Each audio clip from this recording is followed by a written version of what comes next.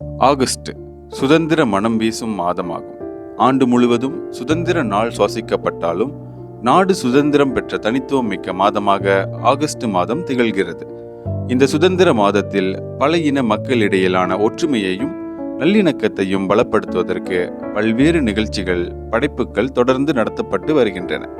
அவ்வகையில் ஓர் இடைநிலை பள்ளியில் மலாய் தன்முனைப்பு பேச்சாளர் ஒருவர் பல இன மாணவர்கள் தனித்தனியாக இருக்காமல் ஒற்றுமையாக இருக்க வேண்டியதன் அவசியம் பற்றி ஆக்கப்பூர்வமான கருத்துக்களை முன்வைத்தார். தனித்தனி தீவாக இருக்க வேண்டாம். மலாய் மாணவர்கள் ஒரு பக்கமும், சீன மாணவர்கள் இன்னொரு பக்கமும், இந்திய மாணவர்கள் தனித்தும் இலையில் ஒட்டாத நீராக இருப்பதும் மிகப்பெரிய வேதனை.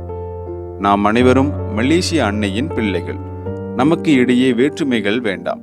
மலேசிய பிள்ளைகளாக இன வேறுபாடுகளை தகர்த்தெறிந்து கரம் சேர்வோம் என்று அவர் கூறியதை ஆமோதிப்பது போல் மாணவர்களின் கரவொலி பலமாக ஒலித்தது. இந்தியர்களின் இதய குரல் மக்களோசை.